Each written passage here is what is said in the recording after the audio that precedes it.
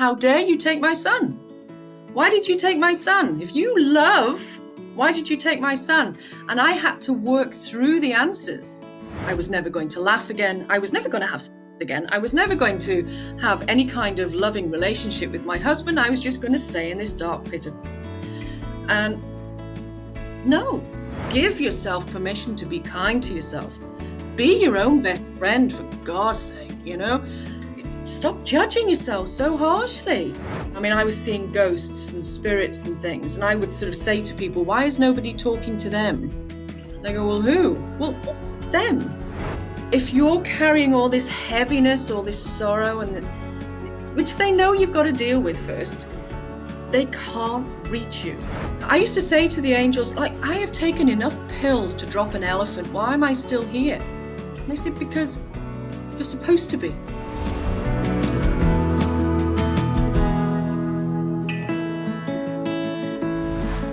Hello, everyone, and welcome to another episode of Broken Beautiful Me, Stories of Hope, Gratitude, and Resilience. And I am so honored today to have as a guest Paula Roscoe. 28 years ago, Paula experienced the unimaginable loss of her son, Jack. This devastating event was followed 3 years later by the shocking discovery that the hospital had kept his body for experimentation. These profound traumas reshaped her life path. Instead of allowing grief to define her, she chose to channel her pain into purpose, becoming a grief guru dedicated to helping others navigate loss and rediscover their strength. As a specialist in grief and death, she has trained volunteers for the crew's bereavement care, equipping them to provide compassionate support. Today, she focuses on helping mothers reclaim their lives and become the authors of their own future. Writing became her personal lifeline during her darkest times, and she now uses this powerful tool, along with angelic guidance, to create transformative online courses designed to uplift and inspire. Drawing on her gifts as an author, spiritual healer, and grief therapist, Paula guides women through the healing of their deep grief wounds, raising their vibrational energy and building the lives they truly desire, infused with love, compassion, and peace.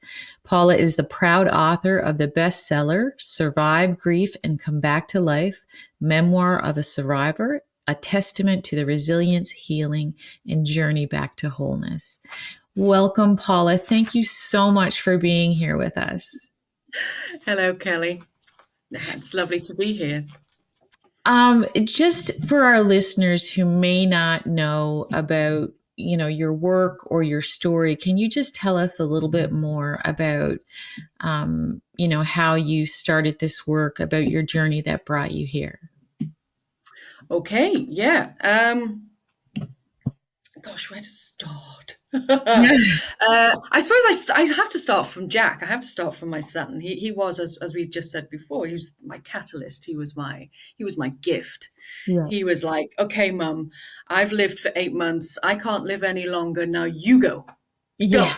Go. It was that kind of, your turn, because before Jack, I was a survivor of abuse. I was a survivor of suicide. I was an absolute mess.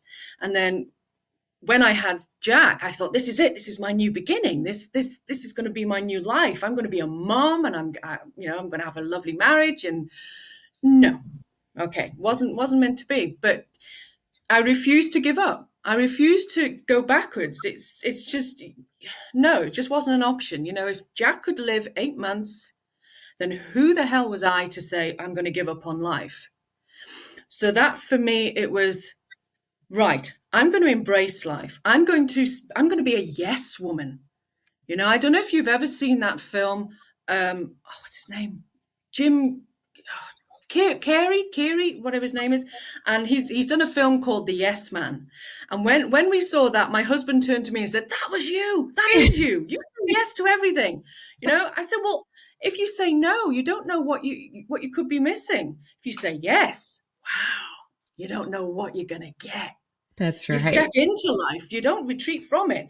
And I know that when someone you love dies, I can't even verbalize the pain of when they told me Jack died. You know that I was talking to some mothers over Christmas, and we were trying to come up with that word, that one word or one sentence that describes that second that the doctors tell you they're dead. You know, that moment before the scream starts, before the agony hits like a hammer, you know, that moment. And we couldn't find a word that described it, you know, because it's such a profound thing. It sort of shifts your whole perspective of life in that half second. Yeah. And in that moment, I would never wish that on anybody. You know, you couldn't. No. And then from that, yeah, you know, 2 weeks after Jack died, my husband had to go back to work, and it was basically, how am I supposed to survive today? What am I supposed to do with myself? What am I supposed to think? What am I supposed to feel? And I was sitting at our kitchen table, and I had a pencil in my hand, and suddenly I was writing. And I'd written short stories throughout my life, but I'd never really taken it fully seriously. And I just started writing, and within a few months, I'd written my first award-winning novel, Echoes. You know, and it was all, for me, it almost felt like I was being channeled by Jack. Okay, Mum, I'm going to make sure that you survive. Yeah. You know, I'm going to make sure, I'm going to give you what you need, because he knew that I loved to write. You know, but I'd never really taken it seriously, because people used to say to me, "You're not clever enough to be a writer." You know, they used to say, when I was about 14, in school in UK, you sort of, you know, you go to a careers officer, and they sort of look at your grades, and they say, right, well, we think you're probably good enough for this, and this. And they said to me, well, you could probably go to college, you can probably get a few O levels, but university, no. You're not an A level student, you know.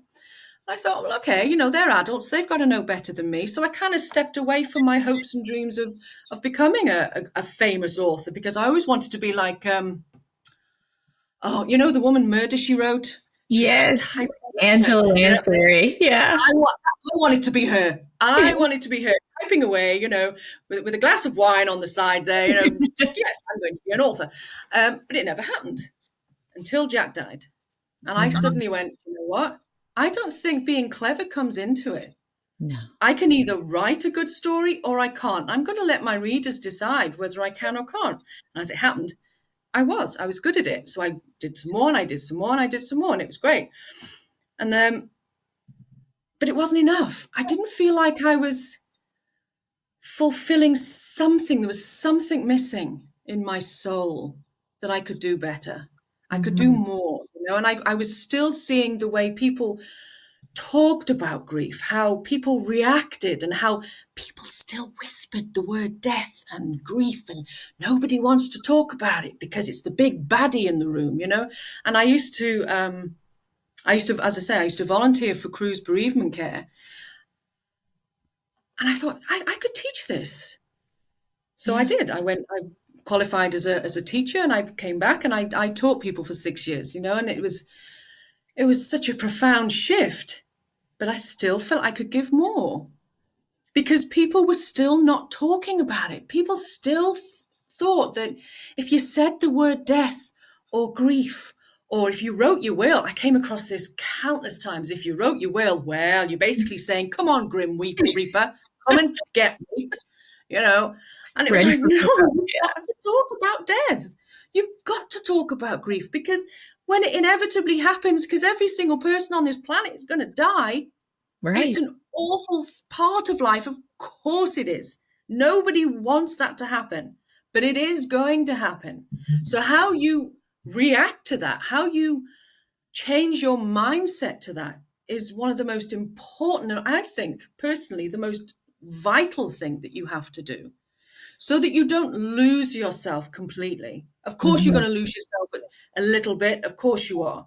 You know, you have to go through that. You have to feel that. You have to own that pain. Take it in, experience it, work through it, because you're a human being, and all of us human beings, we're beautiful, and we feel. We feel, of course we do. But the reason we feel is because we love. We Yes. have these beautiful gifts in our lives, these human beings that make up our world, and they are a gift. So yes, when they die, it is awful, but it is, for me, it's a reminder that you live and you are loved and you are loving. Mm-hmm. And I think that's something to celebrate when you're ready. Once you've gone through all the dark bit, once you're ready to crawl out of that pit of despair, I used to call it the pit of crap. And you've just got to climb out of it, and I'm just throwing ladders and ropes down to people, but it's up to you if you are ready to climb out. And I'll just wait until you are, because everyone's timeline is different. Obviously, everyone's grief is different, everyone's experience is different, because there are different aspects. And of course, you think, feel, and behave differently compared to the next person. Mm-hmm.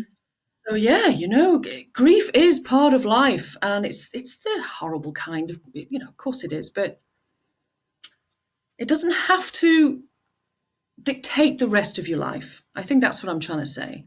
Yeah. I can understand why people think that it does, because obviously when Jack died, I thought that was it. I was never going to smile again. I was never going to laugh again. I was never going to have sex again. I was never going to have any kind of loving relationship with my husband. I was just going to stay in this dark pit of crap. And no, my son said, no, you're not Yeah. doing that. You're going to live, and you're going to start a new life, and you're going to experience, and you're going to show people how it's done. You're going to do all this. Okay. So I did. And then what then happened, obviously, is a few years later, I started to really work in with angels and spirit guides and things. I've been seeing ghosts since I was a little girl anyway. Mm-hmm. And they all kind of brought all their energy in, and the universal love sort of made itself really known. And I had a lot of trouble with that one. I had a lot of trouble. I mean, I've never been a particularly religious person. So when I talk about universal love, I'm not particularly talking about a god or a goddess or anything. I just know of the universal love and everything. And my question was, how dare you take my son? Why did you take my son? If you love, why did you take my son? And I had to work through the answers. And so, and what answers did you receive when you asked that question? Well, it came from the universal love of choice. My son chose to live 8 months because he knew that his dying would be my catalyst to live this life. It was his gift. And also, he had to die so that my daughter could live. Because if he had lived, he had so many problems, he had so many physical problems, there is not a chance that we would ever have had any more children. There's no way. He was born with Pato syndrome. I don't know if you know that. Have you ever heard of that? No. It's also known as the extra chromosome, or chromosome 13. So he had a cleft palate, he had a huge hole in his heart, he had problems with his lungs, he had extra digits and things like that. And not very often, they don't live for very long. But I've sat and sort of gone through the scenario of what if. And I can honestly say that once I stepped into the reality of it, there was no way I could have had any more children, because he would have had to have been the be all and end all. Mm-hmm. And he knew that. Yeah. He knew that. So he had to give his gift, show his love, show his power. Look, this is what life is about. Go. And then our daughter was born just over a year later, Megan. And she has special needs. So my whole attention is obviously mum to her as well. And Yeah. she's a gift. She is a beautiful gift. She shows me so much strength and courage and perseverance and resilience every day. If she wants to do something, there's nothing's going to stop her. She's learning British Sign Language at the moment, and she's like, yeah, okay, I'm doing it. That's amazing. Oh yeah. She's her and Jack. They're so alike. They're brilliant. That's beautiful. So you took this tremendously traumatic experience, and then you said, I'm going to take this out. I'm going to write. I'm going to help people. So tell me how you guide individuals, people who come to you and they're in that dark place, but they're ready to climb out of that pit, like you said. So how do you guide them? Like what's the process that you go through with them? That's a difficult one, really, because everyone's kind of different, obviously. Mm-hmm. I think the first thing that we have to look at is forget the now. There is no now. Forget it, and take time out of the equation as well, because time, ugh, it is such a burden. So I take time out of it, and I take the now out of it, and we look at their past. That's the very first thing that I'm doing, is looking at all their thoughts, feelings, and actions from their past, because everything there is dictating how they think, feel, and behave now. Okay. So we work on that first, and then we bring it forward to this, and then we move up to this. Yeah, so that you're loving, and you're grieving in a way, but you're looking at it from a different energy. Because at the moment, obviously, when you're grieving and you're in that dark place, it's all heavy, and it's exhausting, isn't it? Grief is Mhm. exhausting, and everything, you just can't be bothered, and you just, oh God, the very thought of getting up and making a cup of tea, or just, ugh, you don't want to do it. So it's getting beyond that point of, right, okay, so we just little bits, little steps, little steps, little steps. We're going to build you up. We're going to build you up. We're going to build up this energy. We're going to show you some healing. We're going to bring some healing there. We're going to do some meditation so that are bespoke to you, that your angels have guided me to do, so that they're sending their healing to you all the time. And then we will do some little writing exercises, very, very easy, very simple, that you can do in a minute. Mhm. But that minute triggers all your subconscious, that is all in there. All your truth is already in there anyway. And we always work in the heart space, never the head. The head is your self-preservation. Yeah. So when I ask a question, my clients, they don't know what's coming. I take them out, so that they don't know what's coming. And then I'll ask them a question that's been guided through from their angels and spirit guides. And it's, oh, I didn't know I thought that. Oh, that makes so much sense. Why do I behave that way? Why do I think that way? That's why I feel like that. And it's just those little gentle, it's gentle, gentle, gentle all the way. There's no pulling, this is what I was fine. This is why I stepped away from therapy in the end. I say normal therapy, is because I found that it was like, come on, we've only got 6 to 8 sessions, let's see if I can pull it out of you, Yeah. and it was kind of traumatic. I was talking to people who were coming out of therapy going, bloody hell, I need to go into therapy just to have another thing, because I've had therapy. And they were knackered. Sorry, am I allowed to say that? They were exhausted, Sure. You're allowed to say whatever you want. Yeah, they were like, bloody hell, and I was like, okay, let's go gently, gently, lovely, lovely, and because these human beings are already hurting. They're Mhm. already in a very sensitive, dark, exhausted, lonely, angry place, in a lot of occasions.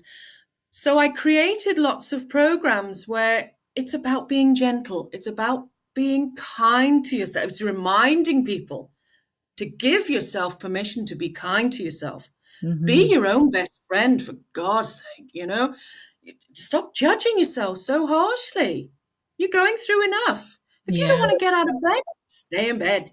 If you don't want to eat something that day, fine, but drink plenty of water. Be your best friend. Listen to your body. Your body knows. Never Mhm. mind your brain.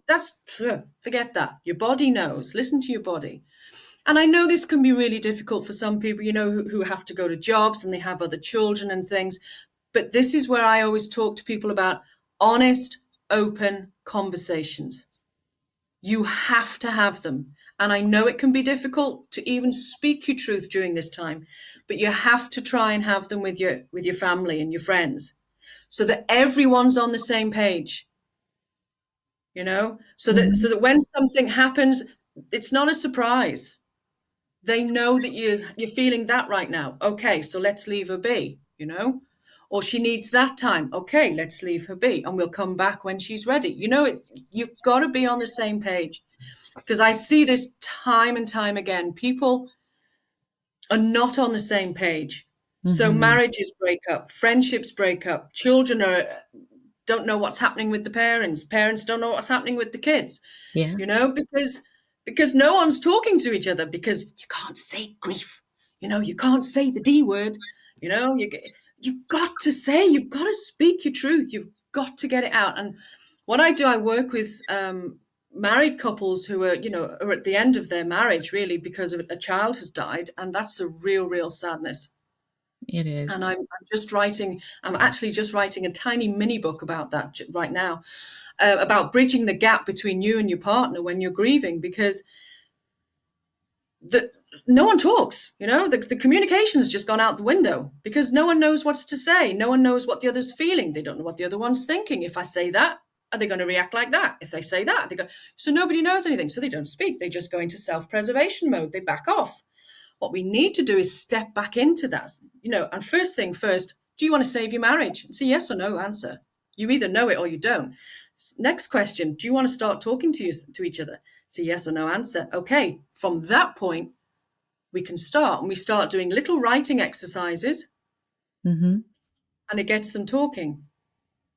It gets them back. Instead of here, you're here and you Right. can start talking. And then from here, you can go like this if you want to and go, so, or you can say, okay, it's not going to work and off you pop. But at least you've got to get to this point where you're talking. Well, and You men know, and men and women, you know, they grieve very differently. they And do. you know, just I love the idea of the writing exercises to open the channel of communication because sometimes that's all that's needed. Um, Mhm. you know, and you know, from my own experience, I think about times where I really wasn't on the same page with my husband, but we managed to bring it together. Um, because we recognized, I read an article, I remember shortly after Stephen died, about marriages and how often, you know, marriages just fall apart Mhm. and you know making a conscious decision saying well that's not going to happen, that's not going to be us because we're going to do the work that we need to do, we're going to come together and have the difficult conversations. It's not easy. Mhm. It's not, and it's not supposed to be easy because you can't grow without struggle. um and that's, we made peace with the fact that you know we were going to have to kind of wade through the crap to get Yeah. past some of this stuff, right?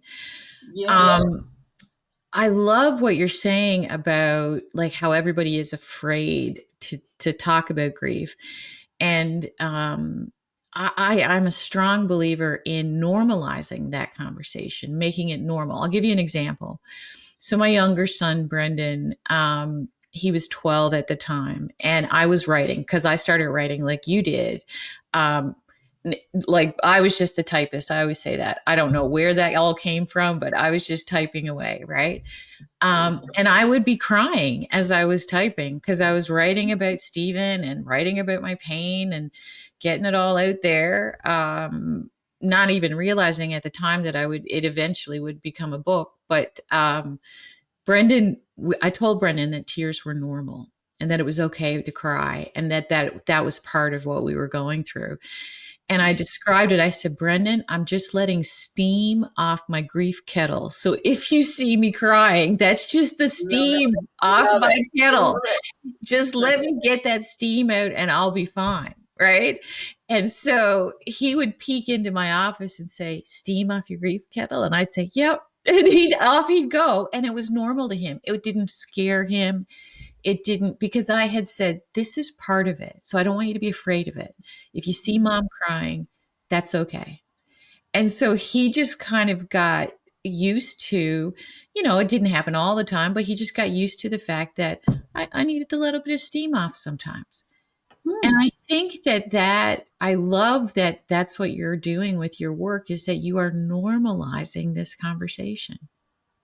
Yeah, yeah. I mean, the amount of people. I mean, God, thousands and thousands of people I've come across over the years who the first thing they say to me is, "I will never get over this grief." Okay, what? Why? Well, because my mum, she's never got over, and then my auntie, she's still grieving it. Yeah, because that's their reality. They haven't stepped out of that. You can't use that as your excuse for not. It's grief is like any other wound. It can be healed. And when I say that to people, they go, "Oh, no, that'll make me a monster if I heal my grief," or that I'm not heartless. And I ask them, am I?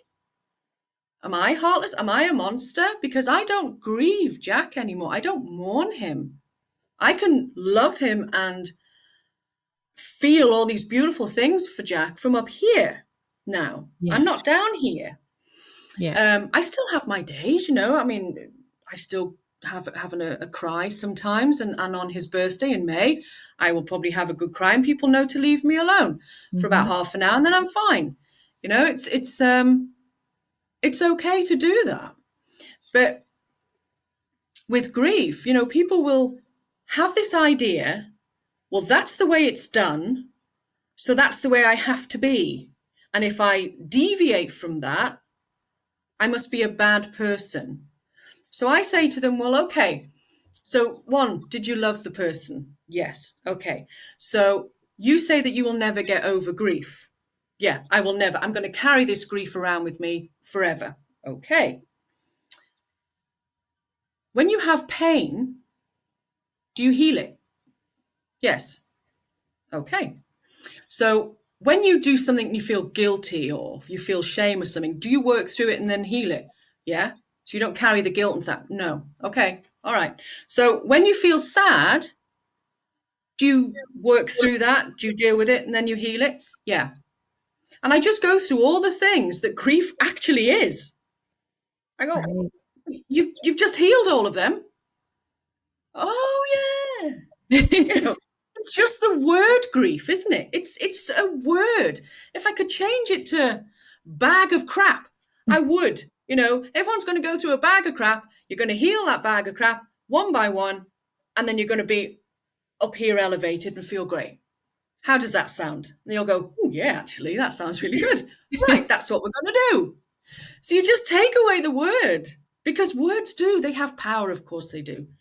They do.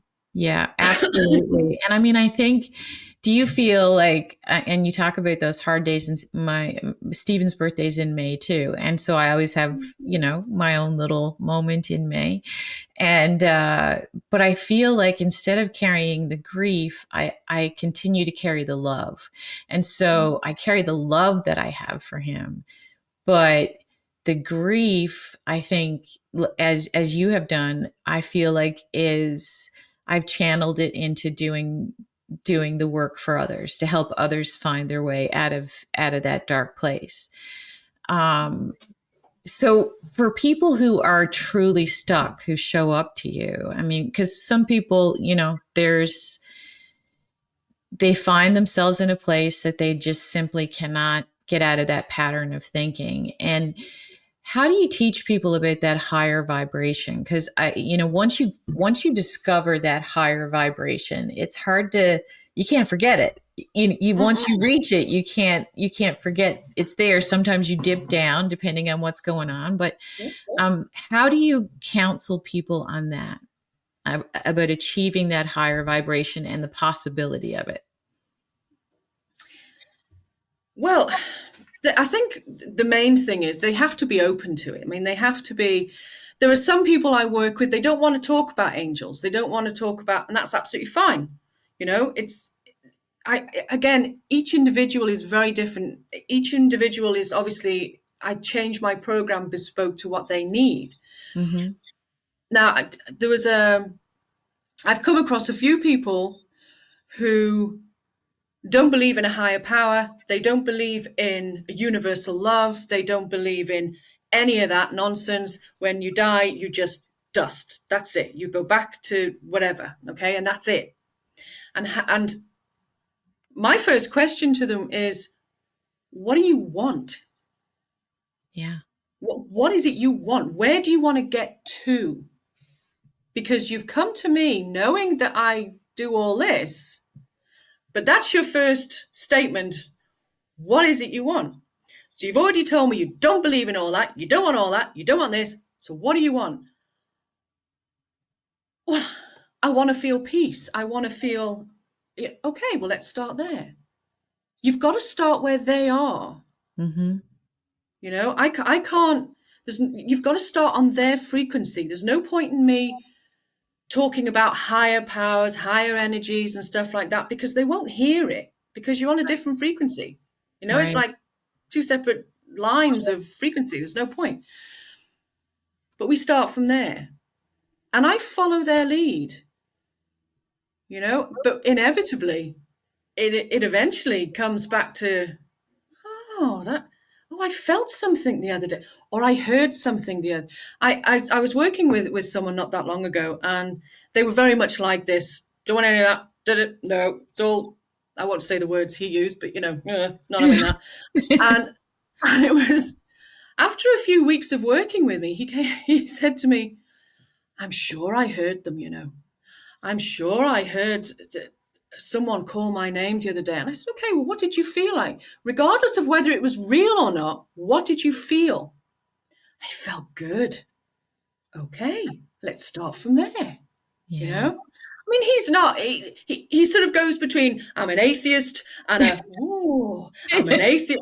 Oh, you can see this fight going on between. I said, but I'm not here. It's not my job to persuade you. It's not my job to bring you up to whenever it is.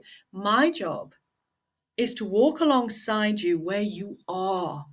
And if you want to go a little higher, we can go higher. If you want to just heal as best as you possibly can, so that you find all that beautiful joy, love, happiness, freedom, whatever it is that you're looking for, that is my job, to get you to there. What you do after that, we can have a chat, but that's my job. So yeah, I mean, it seems very dark at the beginning for a lot of people. Of course it does, because I'm coming at them where they are in that dark pit. Yeah. Once you start climbing out, you start to see the reality of a situation. You start to feel things that you probably never felt for a long time. Think things you probably haven't felt for a long time, because you're raising your vibration. When you raise your vibration, other vibrations can reach you. Right. You haven't got this heaviness. I asked a spirit once what it felt like when they're trying to reach us. And he said it was like trying to put your hand in thick treacle with rocks. You can't do anything. You're kind of stuck. Yeah. And the veil is so thin. It's so thin. People say to them, it feels like they're just in the next room, or they've just walked through the door. And I say, yeah, it's exactly what it is. They haven't gone far. But if you're carrying all this heaviness, all this sorrow, which they know you've got to deal with first, they can't reach you. But as you start to heal, you raise your vibration, and it just does it automatically. You just raise, and then they can get through a little bit, and then a little bit more, and then a little bit more. And that's what happens. Hey guys, Kelly here. I wanted to jump in and let you know that you can find out more about my work by visiting my website at kellybuckley.com, or you can find my books on Amazon. Okay, back to the episode. You said at the beginning that you have had spiritual experiences from the start, like from a very young age. Is that correct? Yeah, it was about 5 or 6. And so you've that spiritual connection, you've carried that through your whole life. Mm-hmm. And so tell me what it is like for you, because I find this fascinating, but what it is like for you to have kind of that angelic guidance and how it feels for you as you're helping other people and they're on your team. Tell me that, explain for our listeners what that's like for you. Oh, like a big hug, like a great big warm hug. It's now, as I said before, I'm not a religious person. I was brought up Catholic, but I'm not a particularly religious person. If anything, I'm pagan. I sort of I work with nature. I work, trees, I'm flowers, I'm nature, I'm sort of all that. And of course, because I was brought up Catholic, I always assumed angels were like a Christian concept, and it was all about God and stuff like that. So when they contacted me initially, not long after Jack died, I was, no, not interested. No, not interested. I'm still trying to work out what I want to say to this person, who took my son. And no, don't want to know. And then eventually, the loving warmth, the loving energy in our house just became so strong. It was impossible to ignore and sort of shy away from and turn away from. And eventually I said, okay, fine, we'll have a conversation, and I didn't trust them. I didn't believe them. I didn't really work with them for, it must be about 7 or 8 years, but they were there every day. We're here for you when you're ready. We're here for you. We're not going to push. You have free will. We're here for you when you're ready. And they started me off with angel card. Okay. So I do angel cards every other week on a new and a full moon on my Facebook page. And I started doing things like that. And I started helping people that way as well. And I also use that with clients as well. But for them, for me, it was very, very different, because the very first early supernatural things that were happening for me as a child, they were very different. I was seeing ghosts and spirits and things. And I would sort of say to people, why is nobody talking to them? They go, well, who? Well, them. They go, there's no one there, okay, and stuff like that. And I knew things before they happened, which scared the hell out of me. I didn't like stuff like that. Mm-hmm. And when I was 16, I sort of said, look, I don't want this, whatever this is, I don't want this anymore. And they kind of shut me down until a few weeks after Jack died. And then they switched me on again. Okay. So I could go into a haunted place and know exactly what was going on, who was where, what happened when, that kind of thing. And I can still do that. I get called to haunted locations around the UK now, to go and find out what's going on and clear homes and things and that. So the angels are sort of like a different part of it, they're just one aspect of it. And they sort of came into being, as I say, a few weeks after Jack died. And it's taken them all this time to sort of get me to trust them and to work with them and to realize that they have no agenda, which they don't. Mm-hmm. They are just purely loving, compassionate, no judgment. And that's what I find one of the hardest things, there is no judgment. When they work with me and they work with clients and things, it's hard to describe. It is, when my clients sort of feel it, they're like, God, I feel so loved. I feel so comforted. I feel like, they're not alone, because we're not. We're never alone. But Right. it's, and they feel all this, wow. And then comes well, why did they take my child? Or why did they take my husband? And what, and then we have to kind of work with that, because of course we do. We're allowed to question. Mm-hmm. And then the angels will tell them why, and they will explain things, and they will give them guidance and support. And it's just a beautiful relationship, where there's no religion. It's not about religion. They couldn't care less what you believe. It's not their agenda at all. It purely is about love, support, and compassion. Mm. That's it, and guidance. And I mean, it must be, we find ourselves in a world these days where everybody has an opinion about everything. There's so much judgment. So it must be remarkable for people who work with you to be presented with that unconditional love, because you don't see that a lot right now. You Oh, yeah. don't feel that when you're out in that regular world, right? So to feel that unconditional love and no judgment for, because we all come with our mistakes and our scars and our everything that we've been through, and to have that somewhat like that experience of, it doesn't matter what you've done or what has happened to you or what, none of that matters. All that matters is love. That must be so incredibly healing.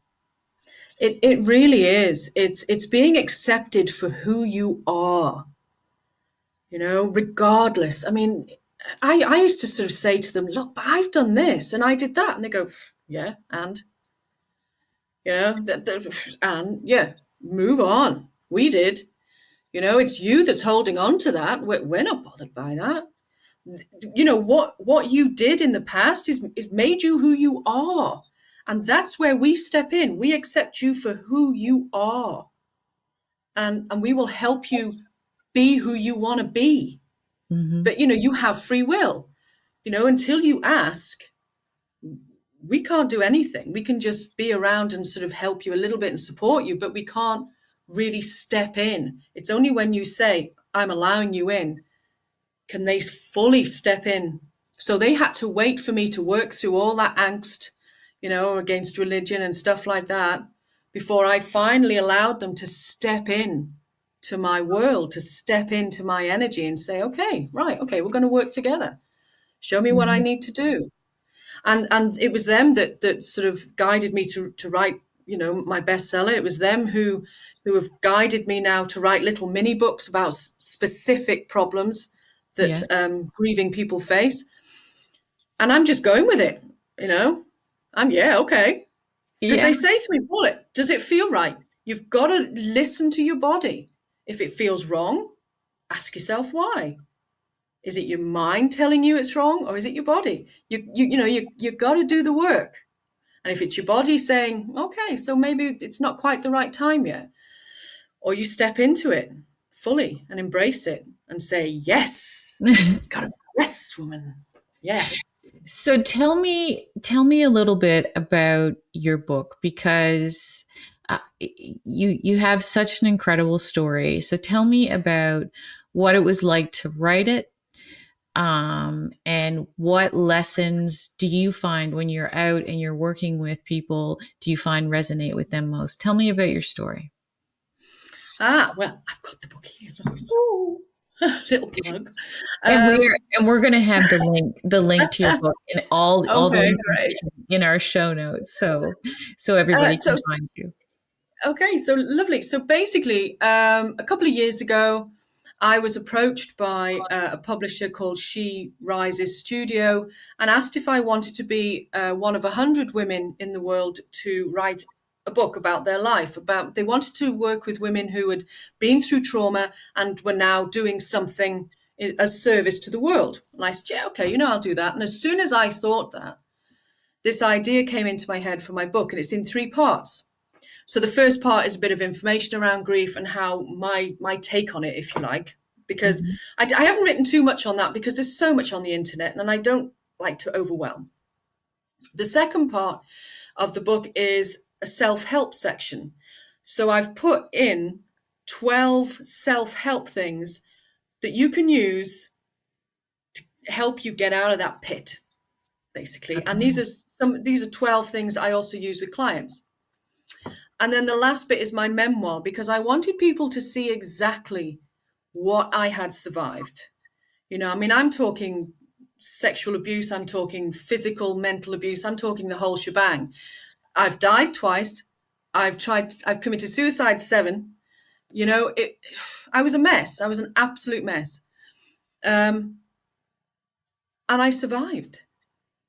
I used to say to the angels, like, I have taken enough pills to drop an elephant. Why am I still here? And they said, because you're supposed to be. Mm. Why are you questioning it? You're supposed to be. Okay. Yeah. You know, deal with it. You know, sometimes the angels can be very direct as well. They're not all, they're not kind of deal with it. You know, this is what you need, and this is why you're here. So yeah, that's what the book is about. You know, it's about my own journey, why I'm here, um, what I want to give to the world, so that we can start those conversations around grief and death. You know, the dreaded D words. You know, and we can start getting people to say dead, dying, death instead of passing, lost, asleep, gone somewhere else. What? Come on, you know? When people say to me, "Oh, I lost so and so," I said, "Did you? You're going to find them again?" Use the words. Words have power. You didn't lose somebody, they're dead. So, you know, you got to change the words ever so slightly. They're not in your life anymore because they're dead. It's not that they're coming back. And one of the things that I find is people say these things to children.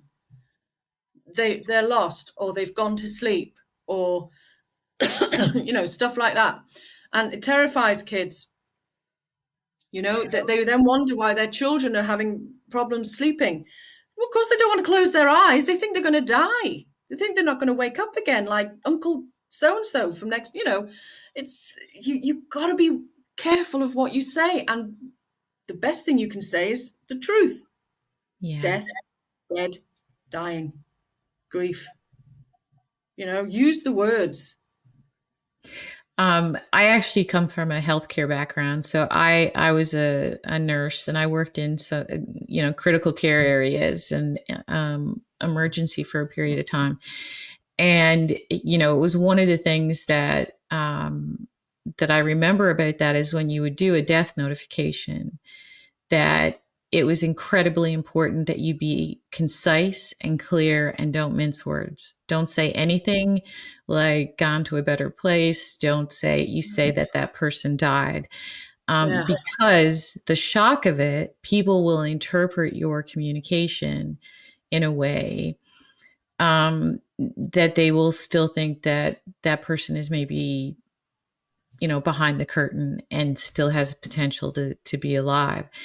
And I spoke to somebody a number of years back now who they told their child, when they had lost somebody in their family, they told their child that they were gone to a better place. And the child ended up having a lot of struggles because they were like, well, this is not a good place. And where's the better place? Where is that better place? Why aren't we in the better place then with that person? And it is, so communication in that way is so important. Being clear and concise so that you can take in the information and accept it for what it is, for the reality that it is. Yeah. yeah, absolutely. I mean, I spoke to one mum, oh, it was many years ago, and she was wondering why her little girl was always looking up, and her little girl was almost seemed like to be in her own little world kind of thing. And I was there specifically to help her with her husband's death. And I asked her, you know, one day, I said, "Well, what do you say to your little girl?" "Oh, you know, I tell her that he's in heaven and he's up there in the clouds." And I was like, "Oh my God." Okay, there you go. There's your answer. That's why she's in her own little world. She's constantly looking up. She thinks that she's going to see him. Yeah. Oh, well, you know, yeah, that makes sense. You know, you've got to tell her the truth. You know, so that she can understand, she can process it. But say, obviously, together we came up with a plan of how we were going to do that. You know, and it was it was a difficult thing for the mother to say, I think, as well, because to say the words, it Yeah. makes it real. And I understand where that comes from, you know, to say words like passing, lost, better place, you know, it doesn't help you in the long run. It really Yeah. doesn't. And with children, I mean, our instinct is to do whatever we possibly can to protect them.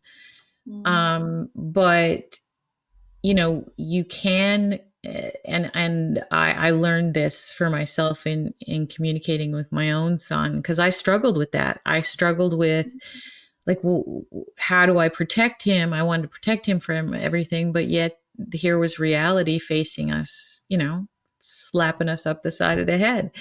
Mm. It's tough, but what we don't realize is, in terms of their developmental stages, that you can present the truth. You can say the truth in a way that their little mind, where they are, will understand. And it's much better than them looking at you and then years later saying, "Well, why didn't you tell me? Why didn't you explain this to me?" Exactly. Um, yeah, it's I've learned so much about, like you said, the power of words in communicating about death and grief. It's Yeah. Yeah. So you find, individuals find themselves in these broken places. And so my podcast, I talk about broken beautiful me, and I use the concept of Japanese kintsugi, where you repair the pottery with the gold. And Gold. Yeah. yes, so you repair this broken heart of yours, and because you put yourself back together, never in quite the same way that you were before, Mm. but you are more beautiful, and because of your broken bits. And that's when I look at, my own stories of people that I've met, who have really done the work with grief, is that what they find is they look around their life and they find that it is more beautiful because of what they have endured. And maybe that's their interpretation of what they see. But I actually believe that, when I look at my own life, I feel proud of all those broken bits being put back together, and sometimes they'd fall off again and I'd have to do the work and put it back on, put another piece back on, right? But it was Yeah. because you did the work of that you are beautiful because of what happened to you. I would absolutely agree. I think that's a beautiful way of looking at it. It's you become this beautiful, unique piece of art, Yeah. in your own life. And you have to stand in awe and love it. You gotta love it. You gotta own it. That's right. And one of the things that I envision when I look at my heart put back together, is that I always see Stephen as a brush. I see that he's part of that creation, that he is still guiding me very much through that process of healing. Um, Mm. what do you say to people who, they've moved forward with you, they've done the work, and I call it, every now and again, if you look at waves in the ocean, all of a sudden you might have a rogue wave that comes in and just smashes down. And I've written about the rogue wave of grief. So what do you say to people who, you're going along, you're traveling along fine, and all of a sudden a rogue wave hits them and they fall back down? How do you help them get up again? Well, the first thing has to be um, no judgment. You Yeah. know, the first, and that's usually the first thing they go to. Oh, I'm back to square one. Oh, I have to go through it all again. No, you're not in that place because you're not the same person. Like you've just explained, you're not the same person who went through it all before. Yeah. Um, so first thing, let's just take away judgment and then bring in kindness. Let's bring in kindness. So let's, and we'll sort of do maybe some little work with it, but more often than not, I've never had someone who needs to come in and start a whole program again. There may just be, that's why I did little ones on my my website, because that's usually enough. I had someone not that long ago who got in touch with me and said, I'm angry again. I'm feeling that anger again. I said, Mm-hmm. okay, all right. So let's look at being your best friend. What is it you need? I need to let it go. Right. So I created this program, this 3-day program about releasing anger. And that was it. She needed that. That was it. You're done. And she got in touch with me a few weeks later. Oh, I feel better now. But now she's got that in case she has any more waves. I love the use of rogue waves. I think that's brilliant. That's absolutely spot on. That is. And yes, of course, it's about explaining and when you're working with me that they are already understanding that you're going to have good and bad days. You're going to have moments where you feel like, oh God, it's happening again, and a lot of times it's when another death happens as well. Mm-hmm. I mean, I've been working with someone fairly recently who's had multiple deaths, one after the other, and she hasn't had time to deal with the others before she's dealing with another one. So we're having to work with that. So I've created something along the lines of that. So it's like understanding that you're allowed to feel this ebb and flow, because Yeah. that's what life is, and that's what grief is. Right. And that's what death does. It ebbs and flows. You're going to have really fabulous days up here, and you might have a really crap one down there, but you may have something okay that you can deal with here. But more often than not, what I've found over the years is they are moments, and you have to allow yourself these moments of rogue waves, as you put it. You have to Yeah. allow that You and can't deny accept it. that. Yeah, you can't, and the more if you try and fight it, there's no point. No. It just makes it worse. You have to allow it, flow with life, say Mm-hmm. yes to life. And if you're feeling a bit crappy that day, say yes to it, own it, feel it, move through it, get back to where Yeah. you want to be. Because the rogue wave is, as much as it kind of hits you when you don't expect it, it is bringing a message to you about something that you haven't Yeah, looked at, right? yeah, And so, absolutely. and it's okay to press pause and sit with it for a minute. That's perfectly Yeah, fine. You're allowed to do that. And, definitely. and I love what you said, about nature earlier in the conversation, because nature helps me so much too in analyzing like what's my life, my own life. I'm out looking at a flower and I'm like, oh yeah, okay. And I'm come to this huge realization about some of my own life. But nature does teach us about ebbs and flows, about seasons and changing, about living and dying, and about unexpected things that can happen. Unexpected things happen in nature all the time, and nature recovers. Of um course. and so I love what you said about that. Mother to mother, you and I, we're sitting here together, mother to mother, and there's no name for what we are, right? Bereaved mothers, like, you call a widow or a widower, and you read about that. There's no particular name for what we are. No. I've often wondered what that would be, and I don't know. Just the things that sort of come to mind are usually strong warrior goddess. I love that. That's what we are. I think we are strong warrior goddesses. We are women, mothers who have been dealt one of the worst things that life can throw at you, and we're still standing.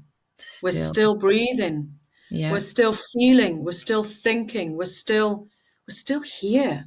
Hmm. And I think that takes a hell of a warrior. Yeah. And so yeah, whenever I think about that, I think I am a warrior goddess, and I'll stand in my power if I have to, and I'll just help whoever wants it around me if they want it. If they don't, I'm just standing in my own power and probably with a glass of red wine somewhere. I don't know. You know. But yeah, I love that. I would add warrior is such a beautiful way to put it, because I agree that, you feel one. I feel sometimes that what we have to battle back from, you are a warrior. But the other thing that I love is I love saying, well, I just think I'm still a mom because I'm still Stephen's mom. He's not here physically, but I'm still Stephen's mom. But the other thing that I think, and I love that you embody this, is that I feel that we are teachers now. yeah, That we have been given a gift of clarity, and that we have a responsibility to pass that on. I would agree. Absolutely, I would agree. We are mothers, we are teachers, we are warriors, we are the carers of this world. I think, and I agree with you. And people say to me, "How many children do you have?" I always say two, Yeah. because I have two. My Mm-hmm. body knows it's had two. Yep. Just because one isn't in this realm doesn't mean he doesn't exist. You're right. I Yeah. totally agree. And that is one of the questions that so many bereaved parents struggle with, isn't it? That when Oh, someone asks them how many children do they have, and you stand and you're uncomfortable and you don't know what to do because you don't want to make the other person uncomfortable who's asking you, but you can't deny your truth. So I remember talking to someone about this, and I said, well, but you have three children. Two are here and one is not physically with you. And so it's okay for you to say that is your truth. And the more that we normalize that, the less discomfort you're going to have about saying it. Because we need to normalize that, because we should not have to deny that truth. So absolutely. Yeah. if you could leave our listeners, I love everything that you have shared with us today, first. And I'm so thankful that you've been with us. But if you could leave our listeners with, one little bit of wisdom today, what's the one little nugget you want us to take away from our conversation? Oh my God, the pressure. um, oh. Okay, as my eyes are drawn to my title of my book, and I think that has to be it. You can survive grief, and you can come back to life. Mm-hmm. It is doable. So feel into it and decide what kind of future you want. Because you do have that choice. You Yeah, are presented with that choice. absolutely, absolutely. There are so many choices in this world. Choose what feels right for you. Mm-hmm. Okay, so before we go, please tell everyone who is listening how they can find you and your work and your book. Oh, right. Okay. Well, I have a website where you can see both of my worlds. So when you go on my website, you can go on the grief side, or you can go on the historical supernatural books. You can also find all of my, three of my programs on there. And that's www.pjroscoe.co.uk. I have a YouTube channel where I've got, I think, over 70 short little videos, all on topics of grief. I usually do them when I'm walking the dog, so it's no makeup, no bullshit. It's just me talking about grief and dying. So I've got all those going on there, like little snippets of things that may help you for that specific topic. I do have a Facebook page. Just put in Paula Roscoe Grief Guru. Okay. So I'm everywhere, really. Yeah. That's great. Well, I would encourage everyone to seek out and to go online. I love that you're doing it when you're walking the dogs, because I just love that we can do that now, that we can just be who we are and just hold our phones up And, you know, I often do it. I go out in the yard, and that's where I find my inspiration and where I make videos all the time. So it's a great way to share with people and let people know that, you know, life is not scripted. It's not No. supposed to be. So just be who you are. No, it's usually when I'm walking the dog, and then something will happen usually within nature, and I think, oh, that's like grief. Oh, I'm gonna, and then I just get my phone out and I think, oh God, did I look like that? You know, oh well, you know, because that's what us mothers are like anyway. You know, we're like, yeah, you know, you just got to take reality sometimes, you know. And I That think, is yeah, correct. but it's the message that's important, not the way I look. So, Yeah, so yeah, that's what I just started doing. absolutely true. Paula, thank you so much for being here. I highly encourage our viewers to check you out and all your beautiful work. And thank you for helping so many others. Oh, bless you, Kelly. Thank you so much. You're an absolute angel yourself. You're doing good work. Beautiful. Thank you. All right. Well, take care, listeners. We will talk to you next time. Thank you for joining me today on Broken Beautiful Me. I hope you found today's episode inspiring and insightful. Remember, every scar tells a story, and every story has the power to heal. If you enjoyed this episode, please make sure to subscribe to the podcast on your favorite platform so you never miss an episode. Your support means the world to me, and it helps spread the message of hope and resilience to more people like us. Don't forget to leave a review and share this podcast with your friends and family. Together, we can create a community of strength and beauty in our brokenness. Until next time, stay strong, stay beautiful, and keep shining.